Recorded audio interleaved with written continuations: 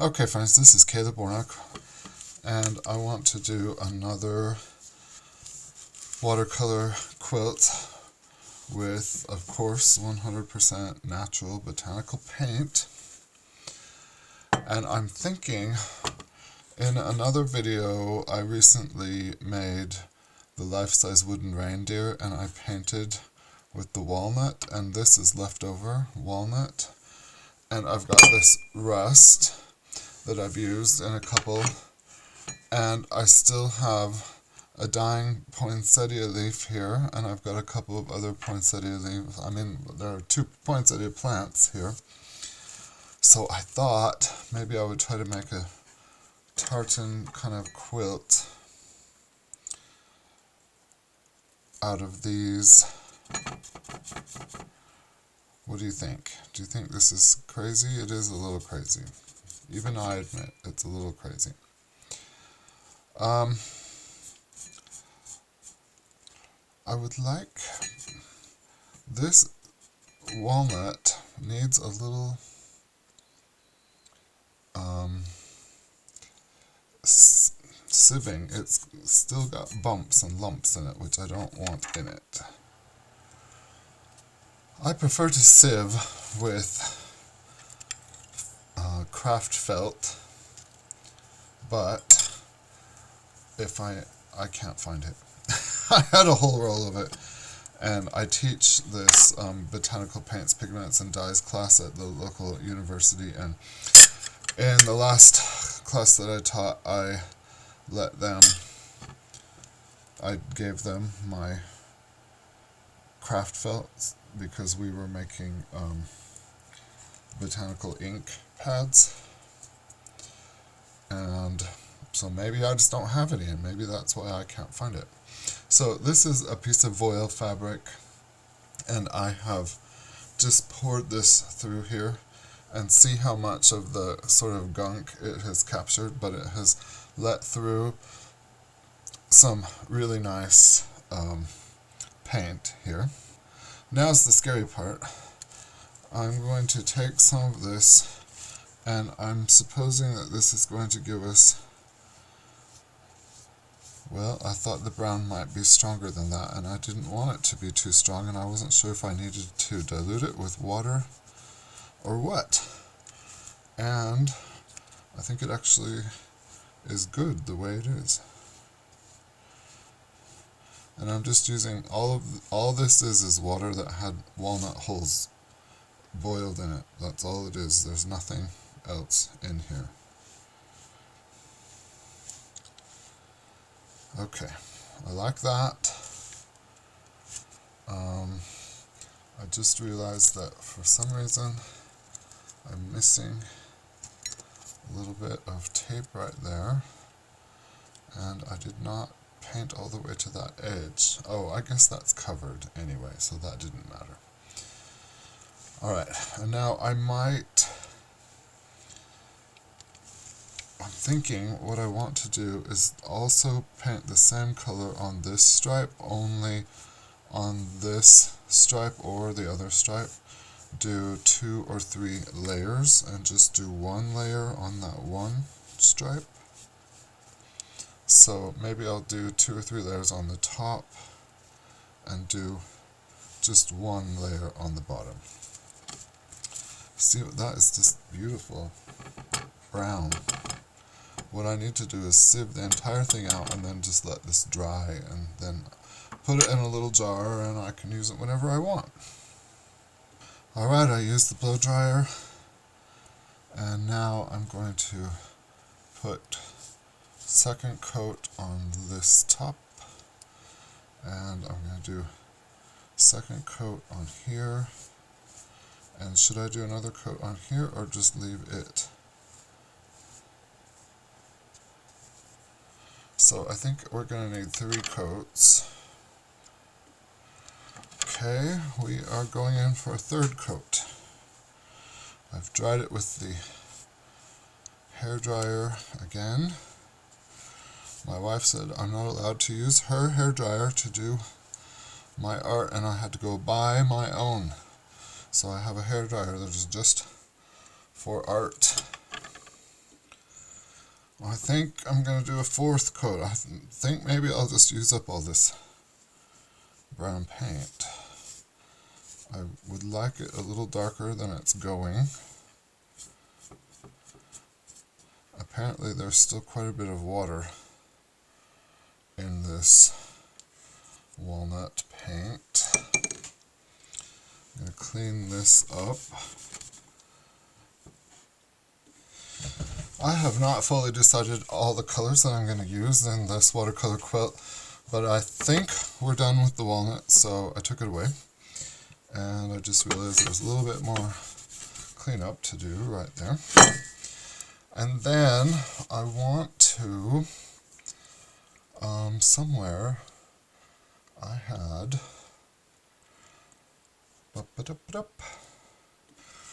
okay, you guys are going to think I'm crazy, but you kind of already know I'm a little crazy because I can't just paint with normal paints. I mean, of course I can paint with normal paints, and I have painted with normal paints for many years, but I now find this to be more exciting, just to make my own. So this powder right here, I was hiking one day, and there used to be, in the county where I live, there used to be, like 100 years ago, a brick manufacturer that made the most beautiful sandstone bricks. And they have not been in business for, 100 years. But I was hiking one day, and I came across some of these historic bricks, not very many, like 2 or 3, that somebody had thrown over the bank down toward the river along with other trash that they were illegally throwing away. And I grabbed those bricks and brought them home because I thought, oh, I could use those in my garden or something. And one of them was like kind of a piece of a brick, like maybe a third of a brick or something.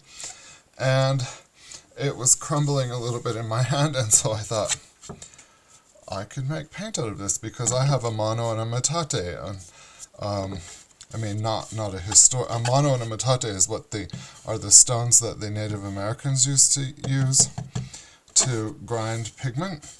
And mine is not historic, it's a modern mano and metate. I just went to the public lands and found some stones, and maybe one day I'll get them out and show you guys how I use them to grind. But I just ground up the bricks. I mean, that chunky brick, I ground it up. And that's what this is.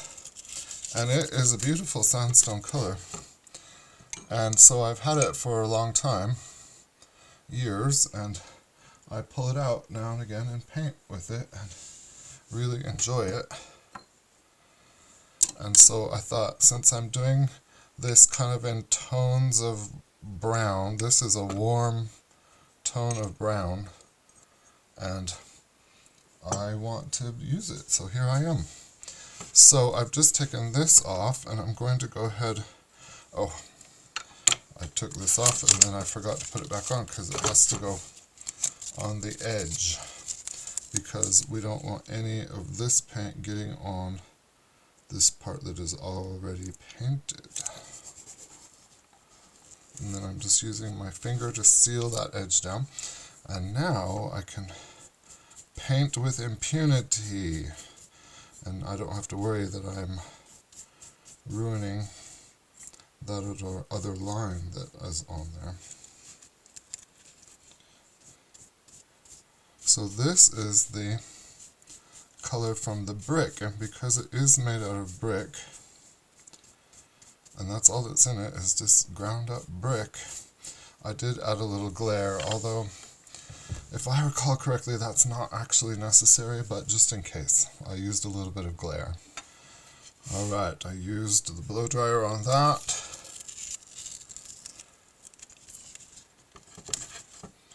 And I think I would like to maybe do this one. Maybe I should do this one. Should I do this one in the same color or this one in the same color? Because one of these wide bands I want to do with this rust. And then I might do one in pumpkin also.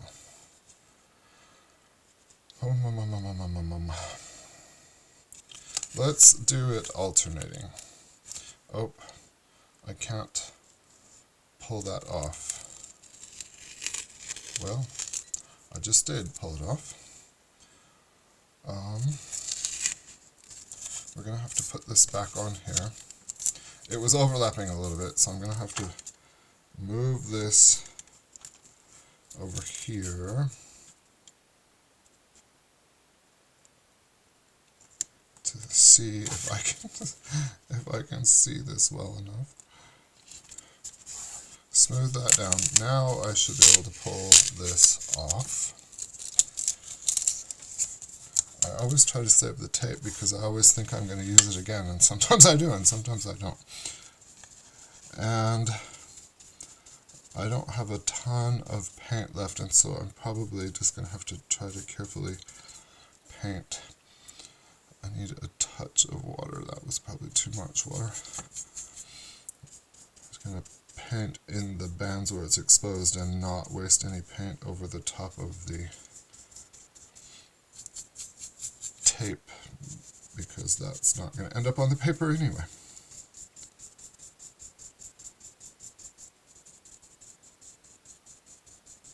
Okay. I think that's good, and that about uses up the brick paint. Alright, so let's try the rust. We're going to have to use a wet brush and get some of this rust out of here. And because it is rust, we're going to add a little bit of glare. And then pull this off.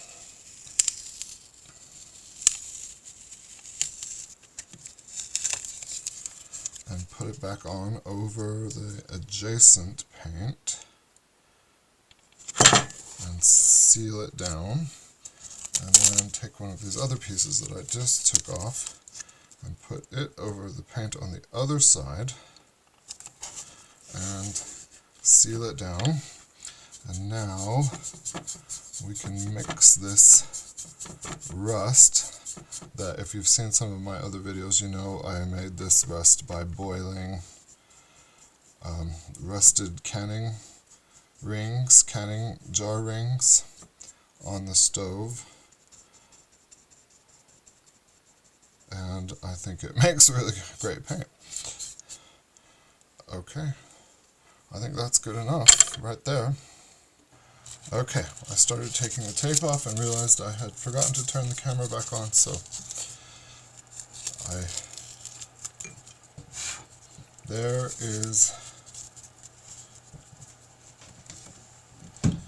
there's that. Now, I think we need to do this. So we'll take that off and put it over this part. And choose one of these pieces to put over here. It doesn't really matter which piece.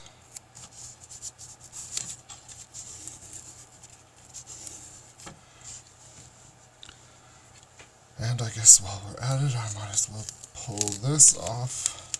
And I'll paint these two the same color, whatever color that's going to be. I'm thinking maybe pumpkin orange. Also, I have what is that called? Buckthorn bark. That might make a nice yellow. Do you think yellow is too much for this? Internet, if you could speak to me and let me know, that would be great. Okay, I've put that down. And then I'll cover up this line with this tape to protect it, even though it already smeared in there a little bit. But that happens sometimes. There's not, I mean, once it's happened, there's not much you can do about it. but it does show that I need to seal my edges pretty well. Okay, so now I've got these two lines to paint. Maybe pumpkin, maybe buckthorn. Let's see. Well, I was going to start soaking some buckthorn, and then I thought, well, I've got this little, this is the remains of a Marguerite Kelway's Dyer's Yellow Chamomile that has been sitting here for who knows how long, maybe a couple weeks. Probably needs to be used up. And I thought, that'll be faster than trying to soak buckthorn bark. So maybe I'll just go ahead and give that a mull and see what we can do with it. I mean, it is dry because it's been sitting here for a couple of weeks, just out in the open. I'm adding a little glare to it. The first thing I added was water, now I'm adding glare. And I'm just pulverizing.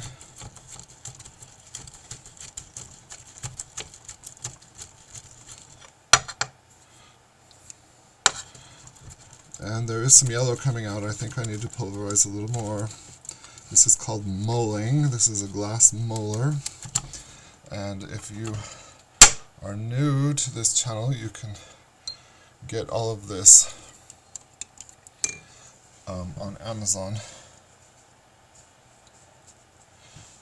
I'm just going to take some of this and see. Oh, that's not very bright. Oh, we need ascorbic. Do we need ascorbic? We need ascorbic. Let's try ascorbic. Ascorbic acid is vitamin C powder, and that is used to prevent fading of color, and is found on the canning aisle of the grocery store.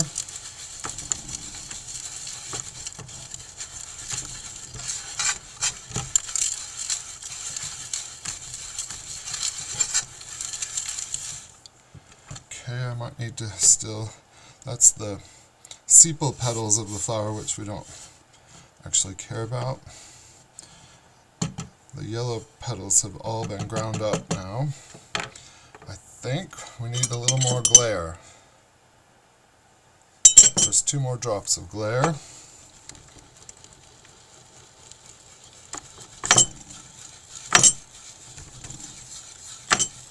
And of course it takes longer to mull something that is dry than it does something that is fresh, because you have to allow time for that to rehydrate in the water.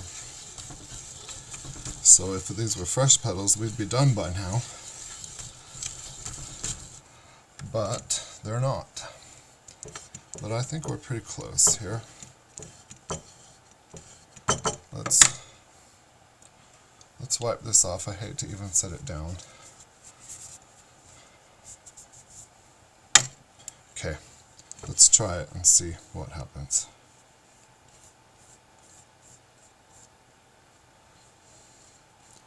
I mean, it's not really yellow. Maybe we need to add some alum to it. Let's try adding some alum. I mean, it is yellow, but it's got little brownish tones in it, which I suppose is fine because this whole theme of this is brown. I'm going to put, well, I was going to say I'm going to put 1 more drop of water, but then I thought maybe I should not do that, but then one accidentally fell out anyway while I was trying to make up my mind, so.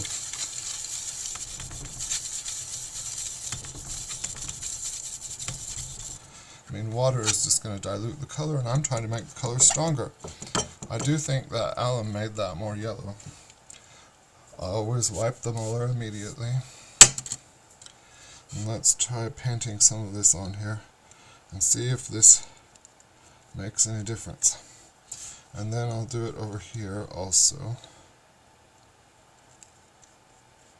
And once again, I'm running out of paint, so I'm only painting on the parts that actually, I'm trying to avoid wasting paint on top of the taped portions, just because I don't have much paint.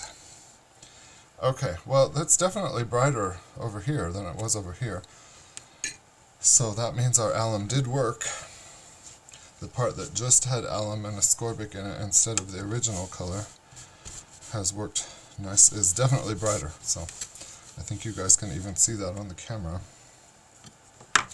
So I'm going to dry that. Okay, those should be dry enough that I can lift the tape, and I need to lift this piece because I've got one more vertical tape, or do I have two? No, I think I just have one. This piece still needs to be done. And so I'm going to put this tape on either side of it.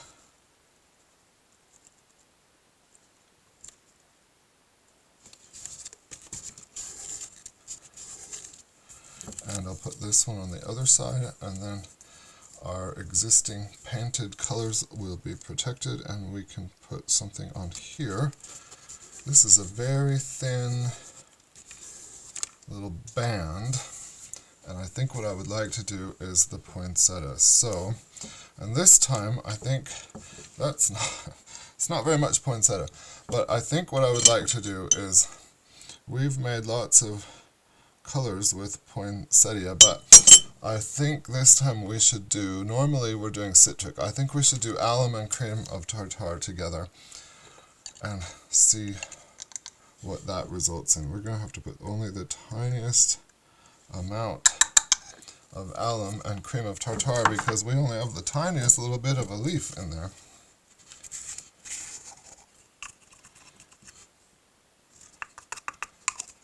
Teeny, teeny, tiny dusting. Okay, let's squash and see what happens. Oh, it's turning purple. Well, purple is not what I was that is not what I was going for.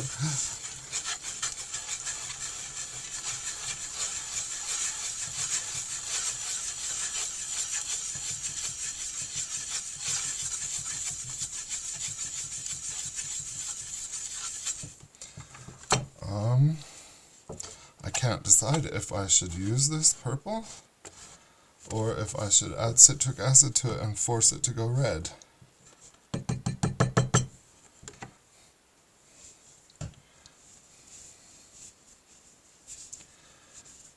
I mean, purple doesn't really go with this color. Not that I'm any kind of expert on colors, but let's add a little citric acid in here and see if we can force this to go back toward red, because purple is just not going to work. And why is this always leaking? Okay, one drop, there we go.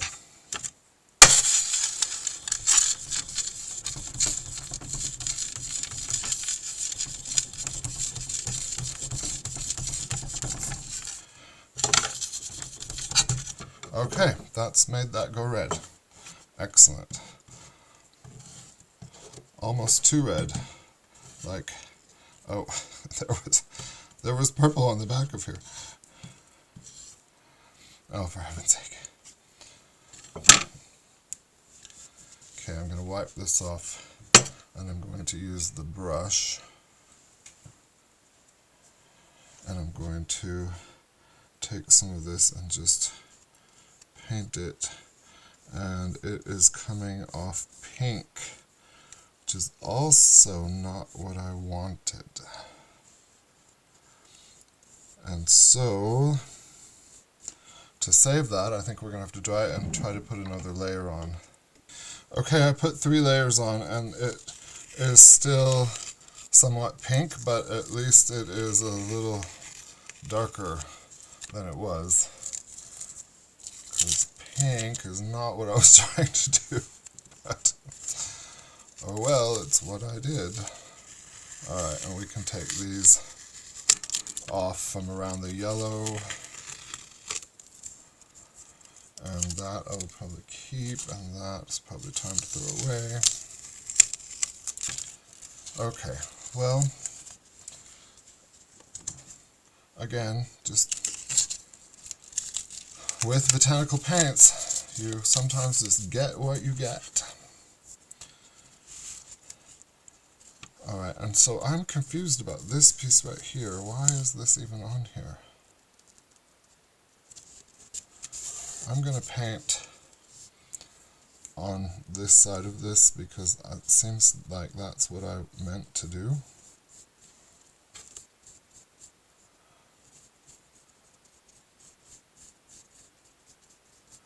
And now that this is a little more red, I feel like that pink is going to be okay.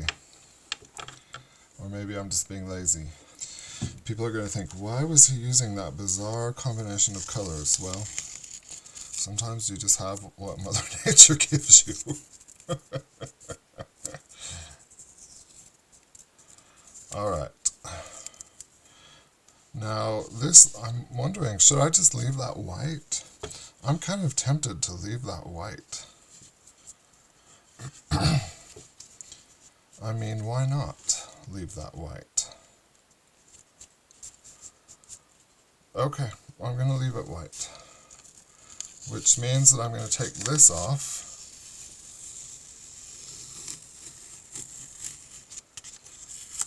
And move it over to here to cover up what has been painted on the top line and seal that line really well. And then I'm going to take this off. I mean, this looks good. I think that looks good. I'm excited about that. Before I cover it up, let's just take a moment to admire that. I think that's going to look really nice. I'm excited to see what this is going to look like when it's done. Okay, let go. And press that down so it seals across there. And I'm thinking maybe pumpkin, although there is a marigold sitting right here. Also been sitting here for days at least. So if I'm going to do orange, maybe I should just do marigold. Let's do it. This poor marigold. Okay, we'll just take that much for the moment because I haven't decided what I'm going to do this stripe and this stripe. If the marigold looks really great, maybe I'll do them all that color, but I'm going to put a little bit of water, a little bit of glare. It's probably too much water and too much glare for that small amount of petals, and ascorbic acid. A tiny bit of ascorbic acid.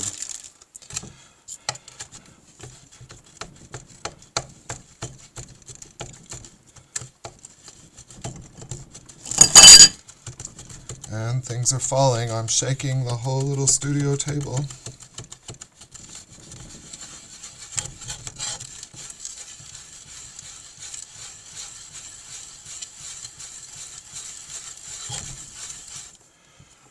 Okay, and I'm going to bring that back in toward the center and mull it some more.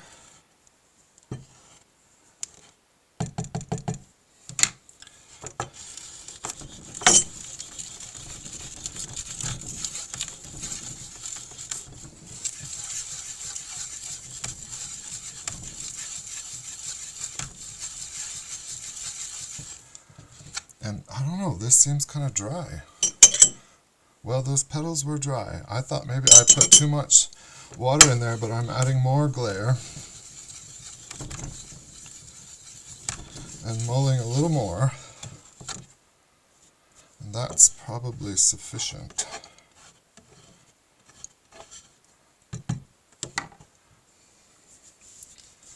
Clean the muller. And let's paint this on here. I'm going to use, this is a wider strip that I need to paint in, so I'm going to use this wider brush.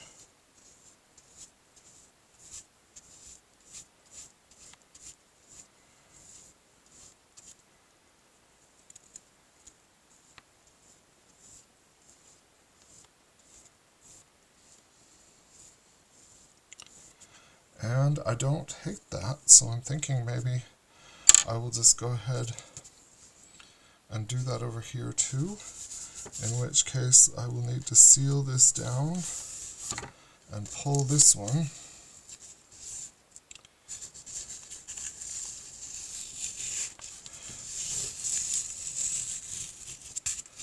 Well, this is going to be a blanket of many colors, that's for sure. Okay, I'm going to try to put this down on both edges so I can use one piece of tape to seal both sides. Hopefully that tape has enough life left in it to do that for us.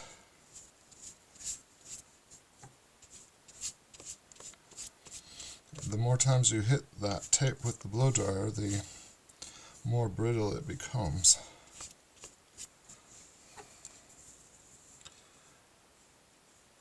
And I'm going to take the paint off of here.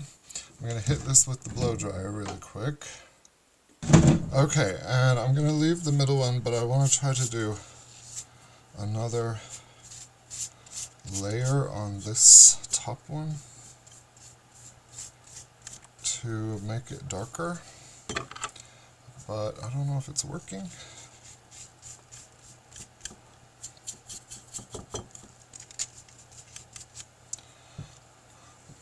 I don't know if that really made it much darker.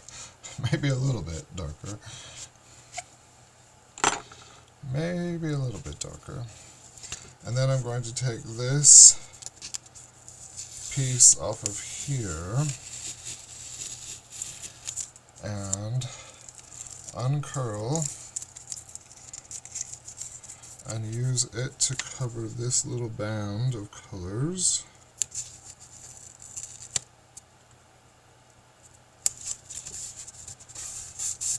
Press that down.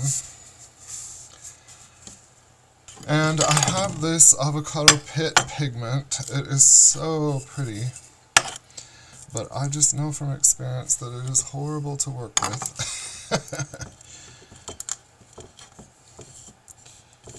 But if I could get that color on the paper, which I don't think I can, but wouldn't it be great if I could?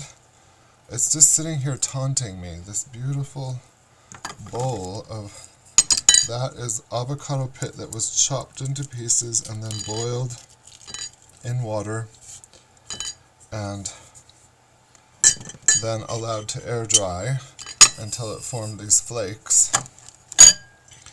And I just think it is the most beautiful color, but it's going to be hard to not desaturate that color, and this is going to have to sit for a minute and soak because it's hard as a rock, of course.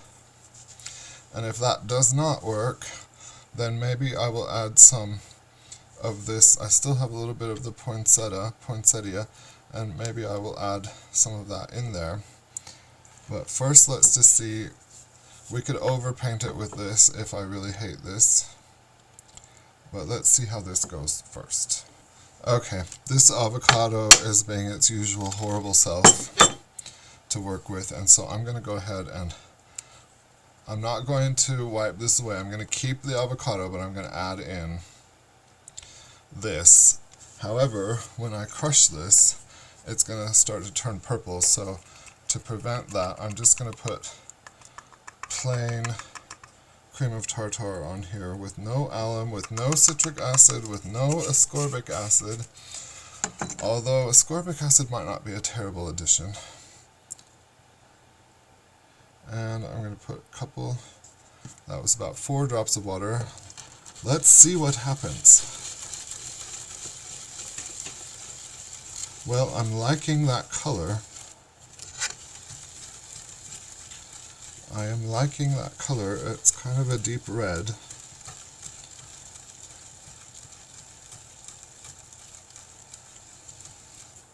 The avocado is almost Vaseline-y. It's almost oily. It is, and it's like gelatin flakes in the bowl. If you've ever used dried gelatin flakes, that's kind of what it is in the bowl. I don't know. Maybe I'll just have to throw it away, but I can't bring myself to throw it away because it's such a nice color. Okay, let's add a little more glare to this. There's 2 more drops of glare. We'll mull it again.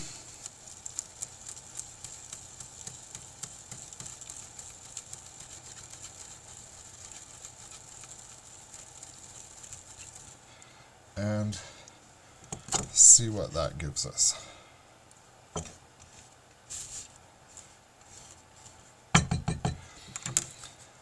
If we can get something that deep red on the paper, I'll be very happy, but I think when we spread it on the paper, it's going to be less intense of a color. But we're about to find out.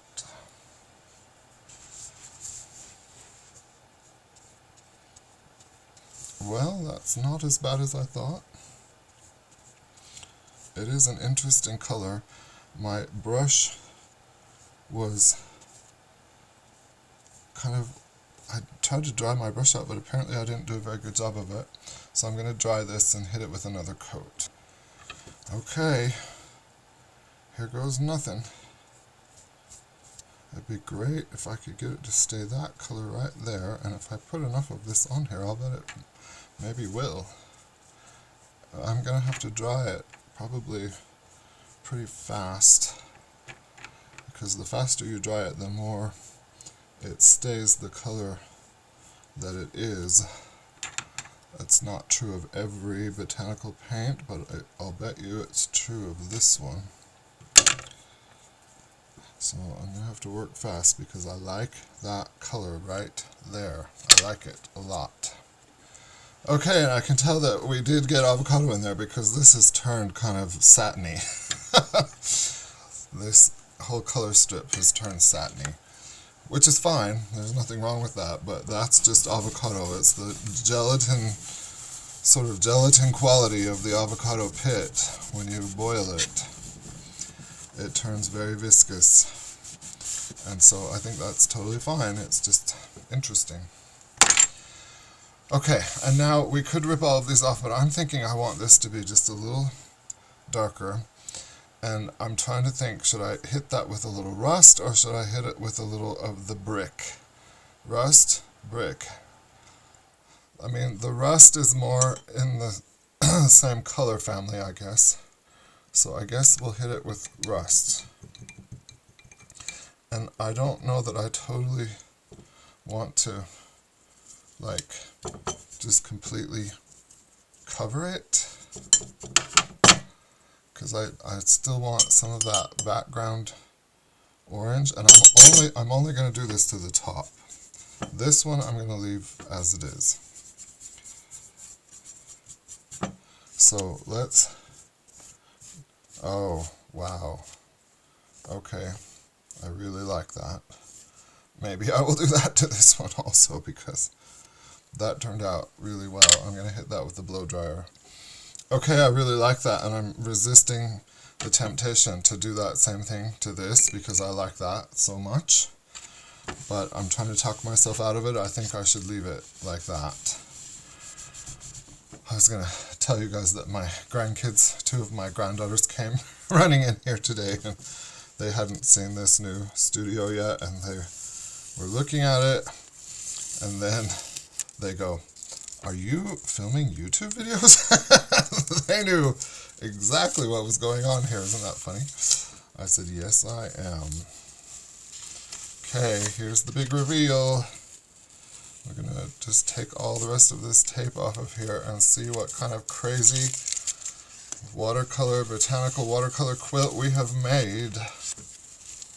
I love it. Okay, we've got 2 more pieces of tape. That is just unusual. You know for a fact that no one else in the world has ever made a watercolor like that before, and that makes me happy.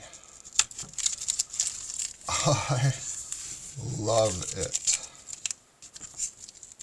I love it so much. Wow, I love it so much. I think that is the coolest thing in the world. I love it. I love this thin little stripe at the bottom. I love that I left this white. There is some overwash here, but I don't even mind that. I think that's fine. I think the color combination is just so unusual. And what an interesting pattern. I'm completely in love with this. And, you know, it's not every day that I'm completely in love with some piece of art that I have done. But I am completely in love with this. I adore it. Wow, I love it so much. Okay, I need to stop gushing over my own piece of art. But it just, when you make something that is your own thing, it just makes me happy. It makes me very happy. I'm almost getting emotional because really, that is, you know, a lot of these other tutorials, like, this is not anything that I invented, but these watercolor quilts, I do think I invented those. And I just love that. I love it. Okay, I'm going to stop. Thank you, friends, for joining with me. It is almost the stroke of midnight, which means that, I don't know, the time goes by so fast. I just get lost in the painting. It is so much fun. I'm going to have to calm down because I need to go to bed, go to sleep, and it's midnight. It's late. But anyway, thank you for being with me. Please like and subscribe.